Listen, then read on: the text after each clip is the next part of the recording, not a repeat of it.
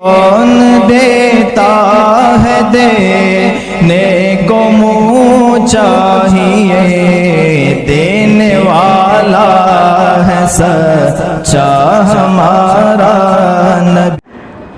آج 15 ذوالحجۃ الحرام ہے اور آنے والا مہینہ محرم الحرام اسلام کیلنڈر کا پہلا سال ہے۔ میں یہ چاہتا ہوں کہ حضرت امام حسین، ان کے 72 جانثاروں کے تذکرے، حضرت علی المرتضیٰ رضی اللہ تعالی عنہ اور اہل بیت اطہار کا تذکرہ شروع کیا جائے، کیونکہ یہ میرا ایمان اور میرے قلبی لگاؤ یہ ہے کہ حضرت پتہ نہیں کبھی انسان کی سانس ٹوٹ جائے، انسان سے زندگی بغاوت کرے، پتہ نہیں زندگی وفا کرے نہ کرے، پھر امام حسین کے تذکرے میرے منہ سے نکلے نہ نکلے۔ اسی لیے چاہتے ہیں کہ آج سے تذکرے امام حسین شروع کیا جائے۔ عرض کرتے ہیں کہ حضرت امام حسین رضی اللہ تعالی عنہ کی شہادت اور یہ معرکہ جو کرب و بلا کا معرکہ ہے، یہ کیوں ہوا، کس لیے ہوا، اس کا پس منظر کیا ہے، ہم اس پہ گفتگو کریں گے اور سمجھنے کی کوشش کریں گے کہ کتنے جانثاران اہل بیت اطہار تھے جنہوں نے اسلام اور قرآن کی اور اہل بیت اطہار کی محبت میں اپنی گردنیں کٹوائی۔ یہ جو کرب و بلا کا معرکہ ہے نا، یہ آج تو ہم اس طرح سے اس کو بیان کرتے ہیں کہ جس طرح سے کوئی کربلا میں لوگ مظلوم تھے، وہ لوگ بھیک مانگ رہے تھے اپنی زندگی کی کرب و بلا میں اہل بیت اطہار کہ مجھے چھوڑ دو، میں بہت لاچار ہوں، بے بس ہوں، اس طرح سے آج بیان کیا جاتا ہے، مگر حقیقت یہ نہیں۔ اس کو جب بھی بیان کرے اس طرح سے بیان کرے کہ لوگوں میں جذبہ جہاد پیدا ہو جائے۔ آج جو ہمارے علماء، خطیب، خطبہ جو بیان کرتے ہیں تذکرہ امام حسین، اس طرح سے بیان کرتے ہیں کہ امام حسین لاچار تھے، بے بس تھے، کمزور تھے، مگر حقیقت یہ نہیں۔ کربلا کی کہانی بہادروں کی کہانی ہے، کربلا کی کہانی بہادروں کی کہانی ہے، تو اس دلیرانہ انداز میں اور بہادرانہ انداز میں کربلا کا تذکرہ کیا جائے۔ علی نے دل سے پوچھا بتانا کیا کیا حسین ہے، علی نے دل سے پوچھا بتانا کیا کیا حسین ہے، دھڑک دھڑک بول اٹھا صدا صدا حسین ہے، دھڑک دھڑک بول اٹھا صدا صدا حسین ہے۔ اور شان اہل بیت دیکھ سبھی کے سب مثال ہیں، شان اہل بیت دیکھ سبھی کے سب مثال ہیں، کوئی نہیں حسین سا، حسین بس حسین ہے، کوئی نہیں حسین سا، حسین بس حسین ہے۔ اور عمر سے چل عمیر تک، بشر سے چل بشیر تک، بڑے بڑے یہ کہہ گئے بہت بڑا حسین ہے، بڑے بڑے یہ کہہ گئے بہت بڑا حسین ہے۔ اور عجب لڑی ہے جنگ بھی حسین نے یزید سے، عجب لڑی ہے جنگ بھی حسین نے یزید سے، ہو اس سے بڑھ کر جیت کیا یزید تھا حسین ہے، ہو اس سے بڑھ کر جیت کیا یزید تھا حسین ہے۔ اور حضرت امام حسین کے مقابلے میں جو بھی آیا تذکرے اس کے بھی ہوتے ہیں۔ آج تذکرہ یزید کا بھی ہوتا ہے، آج تذکرہ حضرت حر کا بھی ہوتا ہے، آج تذکرہ حضرت امام حسین کا بھی ہوتا ہے، مگر تذکرہ ہونے میں فرق ہے۔ جو انسان، کوئی عاشق اگر تذکرہ کرتا ہے امام حسین کا تو وہ مسرور ہو کر کرتا ہے، ان کی تعریف میں کرتا ہے، حضرت امام حسین کے فضائل پہ کرتا ہے۔ اور جب کوئی تذکرہ یزید کا کرتا ہے تو یزید کی تباہ و بربادی کا کرتا ہے، یزید کی تباہی و بربادی کا کرتا ہے۔ تب اگر یزید کا تذکرہ کرتا ہے تو یزید پر لعنت بھیج کر کرتا ہے، جب کوئی امام حسین کا تذکرہ کرتا ہے نا تو امام حسین پر درود پڑھ کے اس کا تذکرہ کرتا ہے۔ ایک مرتبہ درود پاک پڑھیں، اللہم صلی علی محمد کما صلیت علی ابراہیم وعلی آل ابراہیم انک حمید مجید۔ حسین ایک دل نشی کہانی، حسین دستور حق کا بانی، حسین عباس کا سراپا، حسین اکبر کی نوجوانی، حسین عباس کا سراپا، حسین اکبر کی نوجوانی، حسین قاسم کی کم نمائی، حسین قاسم کی کم نمائی، حسین اصغر کی بے زبانی، حسین دجلہ کا خشک ساحل، حسین زہرا کی بے قرانی، حسین دل ہے، حسین دل ہے، حسین دل ہے، حسین جاں ہے، حسین قرآن کی زباں ہے، حسین دل ہے، حسین جاں ہے، حسین قرآن کی زباں ہے، حسین سجدوں کی سرزمین ہے، حسین ذہنوں کا آسماں ہے، اٹھا رہا ہے جو لاش اکبر، حسین بوڑھا نہیں جوان ہے۔ حسین 60 سال کی عمر میں کربلا میں گئے، 60 سال کی عمر میں آج لوگوں کو ایک ڈنڈا اٹھانا مشکل اور محال ہوتا ہے۔ کربلا میں ریت تپتی ہوئی ریت زار پر حضرت امام حسین لاش اکبر اٹھا رہے ہیں، اٹھا رہا ہے جو لاش اکبر، اٹھا رہا ہے جو لاش اکبر، حسین بوڑھا نہیں جوان ہے، حسین ایمان کی جستجو ہے، حسین یزداں کی آبرو ہے، حسین تنہا تھا کربلا میں، حسین کا ذکر 4 سو ہے، حسین تنہا تھا کربلا میں، حسین کا ذکر 4 سو ہے، فرات کی نبض رک گئی ہے، حسین مصروف گفتگو ہے، حسین مصروف گفتگو ہے، حسین مصروف گفتگو ہے، صحابہ کی انجمن سے پوچھو، صحابہ کی انجمن سے پوچھو، حسین پیغمبر کا ہو بہو ہے، صحابہ کی انجمن سے پوچھو، حسین پیغمبر کا ہو بہو ہے۔ حضرت امام حسین کی شکل و صورت تمام پیغمبر سے ملا کرتی تھی، حسین کی شکل و صورت پیغمبر سے ملا کرتی تھی۔ اگر پنجابی سمجھ سکتے ہیں تو پنجابی کے شاعر نے کیا ہی خوب کہا ہے کہ حسین زندہ باد ہے، حسین زندہ باد من، من پنجابی میں کہتے ہیں مان کو، کسی طریقے سے کوئی کسی چیز کو کہا جاتا ہے اس چیز کو ماننا ہے، اس چیز کو مان، تو پنجابی میں مان کو من کہا جاتا ہے۔ اگر اس کا لطف لے سکتے ہیں تو لیجئے۔ پنجابی شاعر کہتا ہے کہ حسین زندہ باد ہے، حسین زندہ باد من، حسین زندہ باد ہے، حسین زندہ باد من، حسین زندہ باد ہے، حسین زندہ باد من، حسین ہے سخی میرا، حسین میرا پیر ہے، حسین ہے سخی میرا، حسین میرا پیر ہے، حسین دوش مصطفیٰ دا شہ سوار امیر ہے، حسین ہے قرآن دی آیات وچ آباد من۔ شاعر کہتا ہے حسین قیامت تک جس طریقے سے قرآن کی آیتیں آباد رہیں گی، جس طرح سے قرآن کی آیتوں کا تذکرہ ہوگا، جس طرح سے قرآن کی آیتیں پڑھی جائے گی، وہ شاعر کہتا ہے کہ حسین ہے سخی میرا، حسین میرا پیر ہے، حسین ہے سخی میرا، حسین میرا پیر ہے، حسین دوش مصطفیٰ دا شہ سوار امیر ہے، حسین ہے قرآن دی آیات وچ آباد من، حسین زندہ باد ہے، حسین زندہ باد من۔ اور آگے شاعر کہتا ہے مدینہ تو رسول تو مدان کربلا تلک، تن بدن لہو جگر اذان کربلا تلک۔ آگے یہ شاعر کہتا ہے کہ یزید با فساد ہے، حسین دا جہاد من۔ کہتے ہیں کہ مدینہ تو رسول سے جب حضرت امام حسین کربلا کے لیے نکلیے، کربلا کے لیے نکلے، شاعر کہتا ہے جب سے حضرت امام حسین مدینہ الرسول سے میدان کربلا تک نکلے اور جتنے بھی واقعات رونما ہوئے، چاہے بدن سے لہو نکلا ہو یا میدان کربلا میں اذان ہو رہی ہو، تو شاعر کہتا ہے کہ مدینہ الرسول تو میدان کربلا تلک، تن بدن لہو جگر اذان کربلا تلک، یزید با فساد ہے، حسین دا جہاد من۔ شاعر کہتا ہے کہ مدینے سے لے کر کربلا کی اذان تک یزید فسادی تھا، امام حسین جہادی تھے، یزید فسادی تھا، امام حسین جہاد پر تھے۔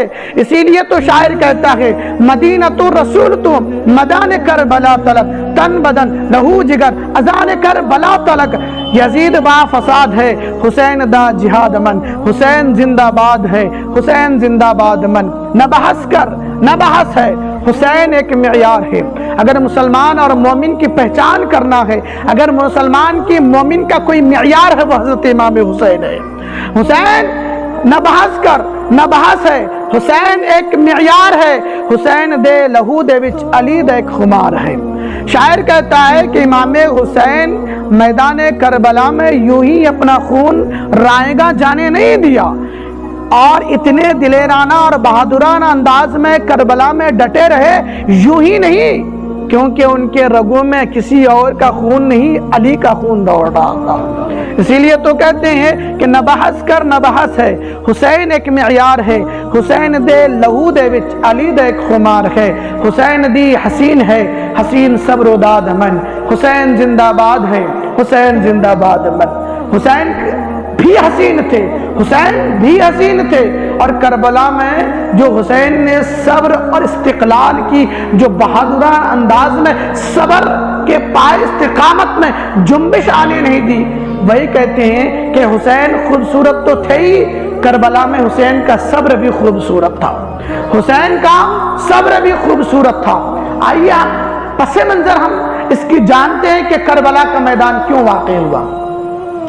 سرکار دو عالم صلی اللہ علیہ وسلم فرماتے ہیں الخلافت بعدی 30 عاما، اللہ کے حبیب ارشاد فرماتے ہیں کہ میرے انتقال یعنی وصال کے بعد 30 سال تک خلافت رہے گی، 30 سال تک خلافت رہے گی۔ خلیفہ اور بادشاہ میں فرق سمجھانا ہے، ٹھیک ہے؟ حضرت اللہ کے بھی فرماتے ہیں میرے وصال، ظاہری وصال کے بعد 30 سال تک خلافت رہے گی۔ 2.5 سال حضرت ابوبکر صدیق رضی اللہ تعالیٰ عنہ کے تقریباً 10 سے 11 سال کے قریب حضرت عمر فاروق رضی اللہ تعالیٰ عنہ کی خلافت رہی، 12 سال تک حضرت عثمان غنی رضی اللہ تعالیٰ عنہ کی خلافت رہی، اور 4 سال تک تقریباً حضرت علی المرتضیٰ شیر خدا کرم اللہ تعالیٰ وجہہ الکریم کی خلافت رہی۔ جب حضرت امیر المؤمنین حضرت عثمان غنی رضی اللہ تعالیٰ عنہ کی شہادت ہو گئی تو تمام صحابہ کرام متفقہ طور پر بات کرنے لگے، مشورہ کرنے لگے کہ اب ہمارا خلیفہ کون ہوگا، اب ہمارا خلیفہ کون ہوگا۔ حضرت تمام صحابہ اور تمام صحابہ کرام رضوان اللہ تعالی علیہم اجمعین کی مشاورت سے یہ پایا گیا کہ حضرت علی المرتضیٰ رضی اللہ تعالیٰ عنہ کو خلافت دی جائے۔ تمام لوگوں نے حضرت امام علی رضی اللہ تعالیٰ عنہ کے ہاتھ میں بیعت کی اور ان کو اپنا خلیفہ مانا۔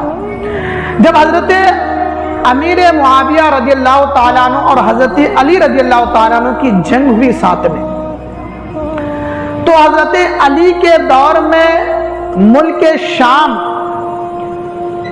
کا گورنری حضرت امیر معاویہ رضی اللہ تعالیٰ عنہ کے ہاتھ میں تھی۔ 20 سال تک حضرت امیر معاویہ رضی اللہ تعالیٰ عنہ گورنر رہے، اور جو ترتیب میں نے بتائی ہے تقریباً اسی کو یاد رکھیے کہ حضرت ابوبکر صدیق کی خلافت 2.5 سال، حضرت عمر فاروق کی تقریباً 10 سے 11 سال کے قریب، حضرت عثمان غنی کی 12 سال، اور حضرت علی المرتضیٰ کی 4 سال۔ یہ ترتیب میں نمبر یاد کروا رہا ہوں اس لیے کہ تاکہ آپ کو کربلا سمجھ میں آئے کہ کربلا ہوا اصل میں کیوں۔ ہم تو سن لیتے ہیں کربلا کی تاریخ، مگر ہمیں پتہ نہیں ہے کہ اس کا پس منظر تھا کیا، وجہ کیا تھی۔ تو تقریباً اگر اس کو جوڑیں گے تو کئی محدثین اور مجتہدین کرام نے خلفائے راشدہ یعنی خلافت راشدہ حضرت ابوبکر صدیق، حضرت عمر فاروق، حضرت عثمان غنی، حضرت علی، یہ 4 خلیفہ راشدہ میں شامل ہے، مگر بعض محدثین نے حضرت امام حسن کو بھی خلیفہ راشدہ میں شامل کیا ہے۔ تو اب اس میں جوڑیں گے آپ، جو اللہ کے حبیب نے فرمایا میرے بعد 30 سال تک خلافت رہے گی، تو آپ جوڑیے تقریباً 2.5 سال حضرت ابوبکر صدیق، 10 سے 11 سال کے قریب حضرت عمر فاروق، اور حضرت عثمان غنی کے 12 سال، حضرت علی کے 4 سال، اگر یہ جوڑیں گے تو تقریباً آپ کو 29.5 سال خلافت آپ کو شمار ہوگی۔ اب باقی بچے 6 سال، یعنی 29 سال 4 مہینے ان 4 خلیفہ کی خلافت رہی، اور اللہ کے حبیب نے فرمایا 30 سال مکمل خلیفہ رہیں گے۔ تو بعض محدثین نے حضرت امام حسین کو اسی میں شامل کیا ہے۔ جب حضرت علی المرتضیٰ رضی اللہ تعالیٰ عنہ وصال کر گئی، شہادت ہو گئی، تو 20 سال سے گورنری حضرت امیر معاویہ کی تھی شام میں۔ اب ادھر یزید جو ان کا بیٹا تھا، ان کی جب 20 سال سے ہو اگر کوئی خلیفہ ہو تو ظاہر سی بات ہے ان کے چاہنے والے، ان کے ماننے والے، ان سے محبت اور پیار کرنے والے کافی ہو جاتے، اور یزید جو تھا وہ اپنے ہم عمر کے بچوں کو اپنے قریب کر چکا تھا، اپنے ساتھ میں کھیلا کرتا تھا، اور یزید کا جو سب سے فیورٹ، جو جسے پسندیدہ کھیل کہتے ہیں، وہ تھا مرغیوں کو لڑانا، مرغیوں کو لڑانا۔ آج بھی ہمارے کئی لوگ کرا کرتے ہیں، یہ اسی کو یزیدی کھیل کہتے ہیں، یہی یزیدی کھیل ہے، اور یزید کا پسندیدہ کھیل تھا مرغوں کو لڑانا۔ تو لوگ اس کے ساتھ بیٹھتے یزید کے، اور شراب نوشی، جام نوشی اور تمام اسلامی شریعت کو بدلنے کی کوشش کرتا تھا۔ تو جیسے ہی کچھ لوگ تھے، آج بھی ہیں، آج بھی ہمارے معاشرے میں ایسے لوگ ہیں جو اگر کوئی بڑا آدمی ہو نا تو چاپلوس لوگ کہتے ہیں، چاپلوسی کرنے والے۔ تو یزید بھی اپنے ہاتھ میں کچھ لوگوں کو رکھا تھا، تو اپنے باپ کے پاس کہلوانے لگا حضرت امیر معاویہ رضی اللہ تعالیٰ عنہ کو، ان لوگوں سے کہلوایا کہ آپ کے بعد خلیفہ یزید کو بنا دیجئے، نامزد کر دیجئے، کیونکہ آپ کے بعد خلیفے کا حقدار یزید رہے گا۔ کس سے کہا؟ حضرت امیر معاویہ سے۔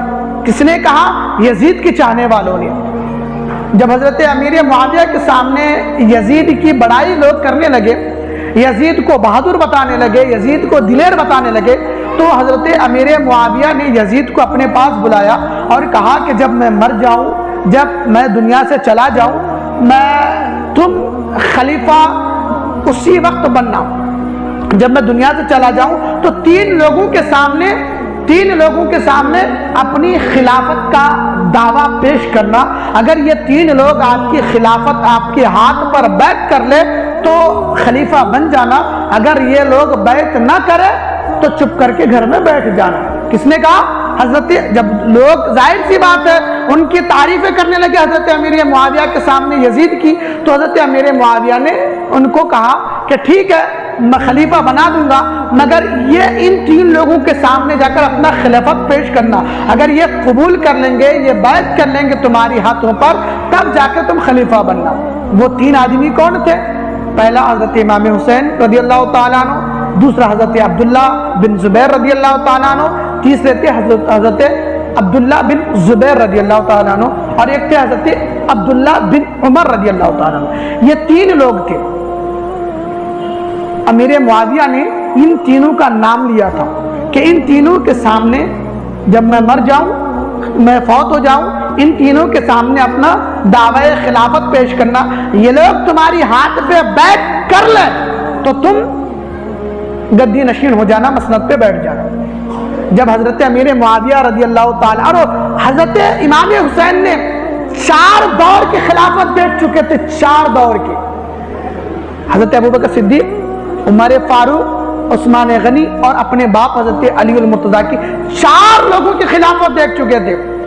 اب جو حضرت ابوبکر صدیق کی خلافت دیکھ لے، جو عمر فاروق کی عدالت دیکھ لے، جو عثمان کی سخاوت دیکھ لے اور علی کی شجاعت دیکھ لے، تو وہ پھر یزید جیسا انسان پہ بیعت کیسے کر سکتا ہے؟ تو حضرت امیر معاویہ کا وصال ہو گیا۔ حضرت امیر معاویہ اب تخت پر یزید بیٹھ گیا، اور عراق، لیبیا اور جتنے بھی شہر تھے، مدینے کے کئی شہروں میں، مکہ المکرمہ، ہیران اور مصر وغیرہ، جیسے حضرت امیر معاویہ کی وفات ہوئی وہ بیٹھ گیا، اور تمام جگہ پر اپنے گورنروں کو خط بھیجا کہ کہا کہ امیر معاویہ کی وصال ہو گیا، امیر معاویہ فوت کر چکے ہیں، اب میں خلیفہ بناؤں، اب تمام لوگوں سے تم اپنا خلافت لے لو، بیعت لے لو۔ اب یہ پرچہ، یہ خط یزید کا مدینہ بھی آیا۔ مدینہ میں اس وقت گورنر ولید بن عتبہ تھے۔ جب یہ خط آیا ولید بن عتبہ کے پاس، گورنر مدینہ کے پاس، حضرت امام حسین کو بلایا گیا۔ قاصد نے گھر مسجد نبوی گئے تو دیکھا کہ حضرت امام حسین اور حضرت عبداللہ بن زبیر رضی اللہ تعالیٰ عنہ دونوں مسجد میں بیٹھے ہوئے۔ بتائیے کہ مسجد میں بیٹھنا امام حسین کو کتنا پسند تھا۔ رات کا وقت گزر رہا ہے، حضرت امام حسین اپنے چاہنے والوں کو لے کر مسجد نبوی میں بیٹھے تھے، اس لیے کہ 5 وقت کے امام تھے حضرت امام حسین مسجد نبوی کے۔ 5 वक्त की इमामत फरमाते थे मस्जिद नबवी में।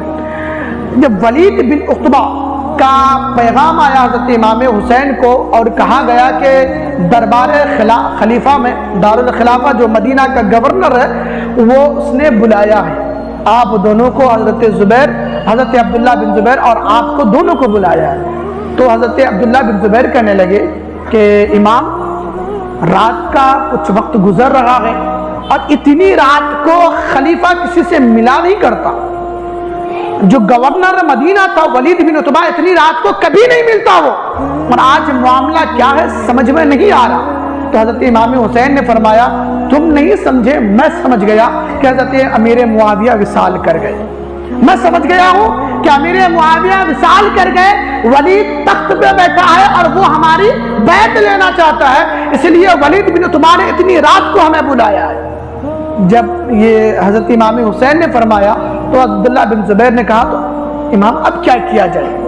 तो अब्दुल्ला बिन ज़ुबैर ने चंद नौजवानों को इकट्ठा किया और उन्हें असलहा देकर, उन्हें हथियार देकर हज़रत इमाम हुसैन के साथ भेज दिया और कहा कि जब इमाम अंदर जाए, दारुल खिलाफा के अंदर जाए, तो देखना इमाम हुसैन की अगर आवाज़ बुलंद हो रही हो तो तुम लोग अंदर चले जाना, और अगर आवाज़ बुलंद नहीं रही तो तुम लोग दरवाजे के बाहर ही खड़े रहना। हज़रत इमाम हुसैन रज़ी अल्लाह ताला अन्हु दारुल खिलाफा के अंदर गए और तमाम नौजवान बाहर असलहा लेकर खड़े रहे।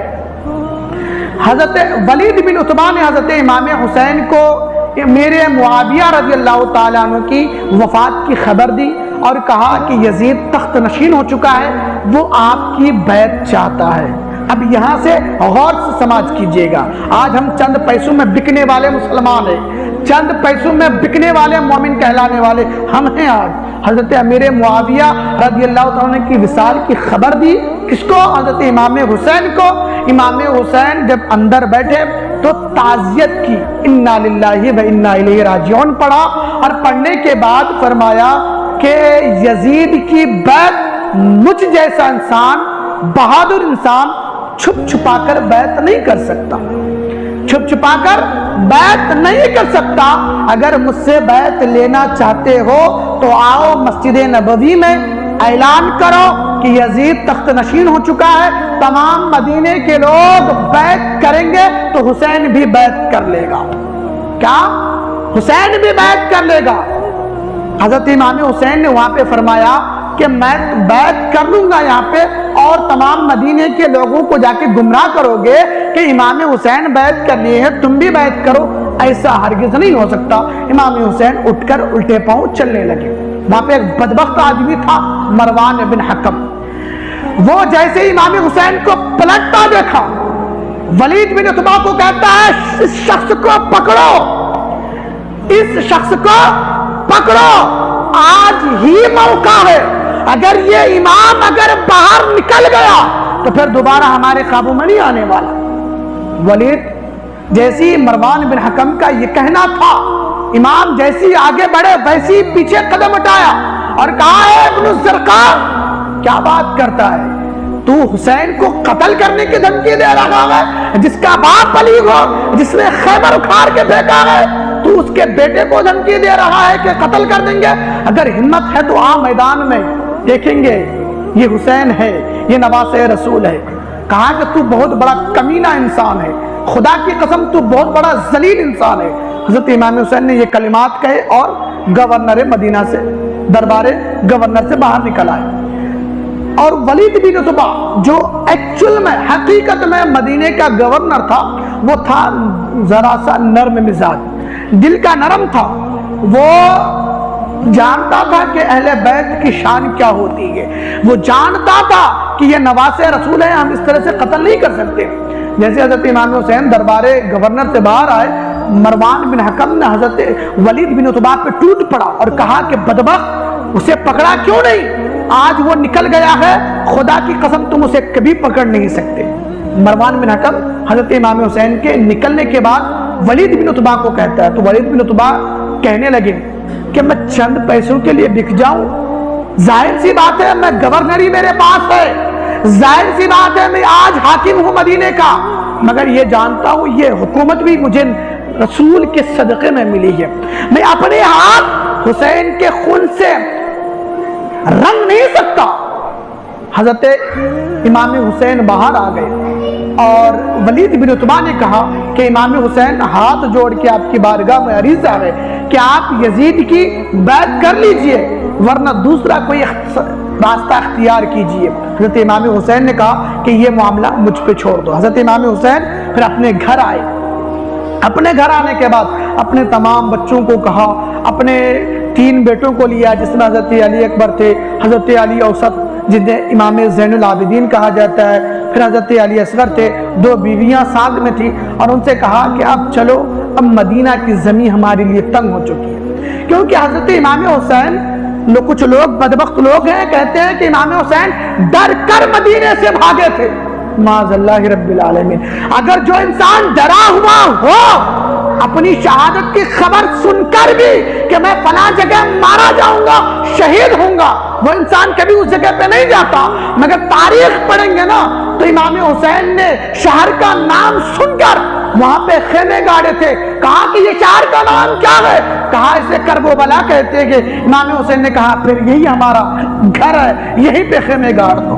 अगर डर के भागते होते ना, ऐसा नहीं भागते। वहां पे इमाम हुसैन ने करबला की कहानी हमें बहादुरी और अमन का दर्स देती है। हजरत इमाम हुसैन अपने खानवादे से कह रहे हैं कि अल्लाह के हबीब ने फरमाया था कि एक मेंढा होगा जिसकी खून से मदीना के रंग, मदीने के खून, मदीने की दरो दीवार रंग जाएगी। हजरत इमाम हुसैन ने कहा कि मैं वो मेंढा नहीं बनना चाहता, इसीलिए भलाई इसी में है कि हम मदीना छोड़कर मक्कतुल मुकर्रमा की तरफ जाएं। हजरत इमाम हुसैन ना अपने बीवी बच्चों को तैयार करते हैं, ऊँट सवारी करते हैं, सामान लदा हुआ है। अब अपने बीवी बच्चों से कहते हैं कि तुम इंतज़ार करो, ज़रा मैं अपने नाना से मुलाकात करके आता हूँ, मेरे वालिदा मोहतरमा की कब्र की ज़ियारत करके आता हूँ। दरवाज़ा खोला मस्जिद नबवी का, देखा कि सरकार दो आलम सल्लल्लाहु अलैहि वसल्लम के रोज़े के सामने खड़े हो गए।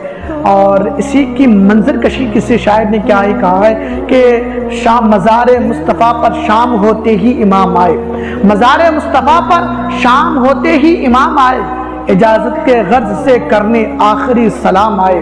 कहा रोकर सलाम ए ताजदारे कौनो मकाम, सलाम ए सरवर ज़ीशान, सलाम जरा देख तो, जरा देख तो चेहरे को उठाकर ऐ गोशे दामा, हुसैन इब्नी अली पर तंग है तैबा की अब गलियां।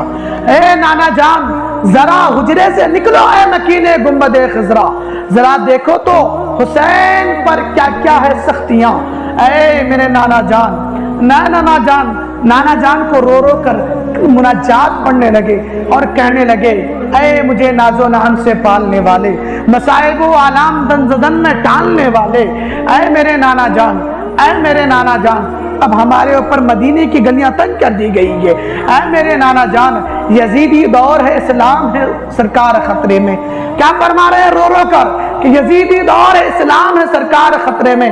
नवासा आपका इस वक्त है दुश्मन के नरगे में और रोते जा रहे हैं, अश्क आंखों से जारी है और मुनाजात पढ़ते जा रहे हैं। जब आखिरी वक्त आता है कहते हैं, ऐ क़िबला दी मुझे जाने की इजाजत दो, लबे अतहब से फरमा दो हुसैन जाओ रुखसत हो। तो जमाने ने देखा कि मदीने से शाह कौनैन का नूरे नजर निकला, जमाना देखता रहा, मोहम्मद बिन हदिया देखते रहे, सहाबा किराम देखते रहे कि मदीने से शाह कौनैन का नूरे नजर निकला, वतन से बेवतन होकर वतन का ताजवर निकला। फिर इस शान से हजरत इमाम हुसैन फिर मदीना छोड़ रहे हैं। अब मुसलमानों जरा गौर करो कि 8 दिन के लिए, 5 दिन के लिए हज या फिर उम्रा के लिए जो इंसान 8 दिन क़याम करता है मदीने के लिए ना, मदीने में जाकर उसके लिए मदीना छोड़ना कितना मुश्किल होता है। उसके दिल पे क्या कोई ग्रां गुजरती होगी। अरे उस हुसैन से जरा पूछो तो सही जिसने अपना बचपन मदीने में गुजारा था, उस हुसैन से पूछो तो सही जिसने अपनी जवानी मदीने में गुजारी थी, उस हुसैन से पूछो तो सही जिसने अपना पूरी उम्र मदीने में गुजारी آج مدینے کا شہر چھوٹ رہا ہے، دل پہ کیا بیت رہی ہوگی؟ یہ عاشق ہی سمجھ سکتا ہے کہ مدینہ چھوڑنا کیسا ہے، مدینہ چھوڑنا کیسا ہے۔ ایک عاشق ہی سمجھ سکتا ہے۔ بے وفاؤں سے کیا پوچھتے ہو؟ اور امام عالی مقام نے کس انداز میں مدینہ چھوڑا تھا کہ مدینے کے در و دیوار رو پڑ رہے تھے، عرش اعظم رو پڑا تھا، اور مدینے کی ہوائیں رو رہی تھی، مدینے کے ذرے ذرے رو رہے تھے۔ امام حسین اس لیے رو رہے تھے کہ اللہ کے حبیب نے فرمایا ہے کہ میں حسین سے ہوں، حسین مجھ سے ہے، حسین برکت والا ہے، حسین رحمت والا ہے۔ مدینے کے لوگ رو رہے تھے، مدینے کے خطرات رو رہے تھے، مدینے کے در و دیوار رو رہی تھی کہ آج حسین کے ساتھ برکت بھی مدینہ سے رخصت ہو رہا ہے۔ اس لیے رو رہے تھے کہ آج حسین کے ساتھ رحمت بھی جا رہی ہے، آج حسین کے ساتھ حسین کے فرشتے بھی جا رہے ہیں۔ اس لیے رو رہے تھے کہ حسین کے ساتھ تمام جو نبی پر اترنے والی جو رحمتیں تھی، آج حسین کے ساتھ وہ بھی ہجرت کرنے پر مجبور ہو گیا ہے۔ اسی لیے مدینے کے در و دیوار رو رہے تھے۔ امام حسین کو لوگوں نے روکا۔ امام حسین کہنے لگے کہ میرے غم گسارو، میرے مہربانو، نہ روکو، مجھ کو جانے دو، میرے نانا کے دین کی ڈوبتی کشتی مجھ کو بچانے دو۔ میں چاہتا ہوں دنیا میں وفا کا نام رہ جائے، میں چاہتا ہوں دنیا میں وفا کا نام رہ جائے، میں رہوں یا نہ رہوں پر عظمت اسلام رہ جائے، میں رہوں یا نہ رہوں پر عظمت اسلام رہ جائے۔ اللہ سبحانہ وتعالیٰ کی بارگاہ میں دعا کرتے ہیں، اللہ سبحانہ وتعالیٰ ہم تمام کو اہل بیت اطہار کی سچی اور پکی محبت عطا فرما۔